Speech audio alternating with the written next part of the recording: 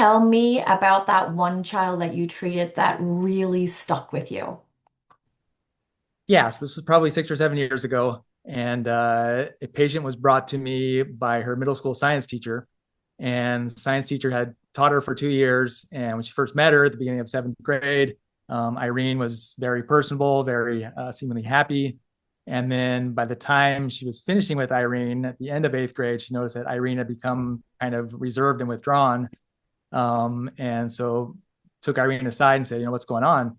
And Irene said, I just found out that my family's not going to be able to afford braces to get my teeth straightened.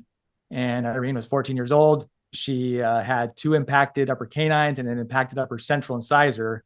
So three out of her upper front six teeth were missing or not in yet. And the other three were very crooked. So she had significant aesthetic impairment.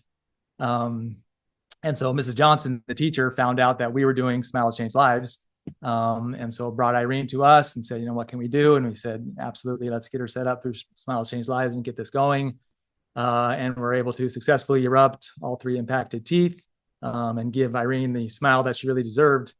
And patients send us photos all the time, senior pictures, graduation photos, those kind of things. But one of the best photos I ever got was a picture of Irene and Mrs. Johnson at Irene's high school graduation with her big smile.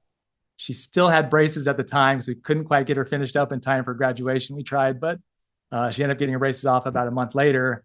And then even better than that, 4 years later, Irene emailed me a picture of her and Mrs. Johnson at her college graduation. Because she went through, finished college, and proud to say that she's now a college graduate out in the world doing great things. And maybe we had a small part in helping with that confidence that she eventually established.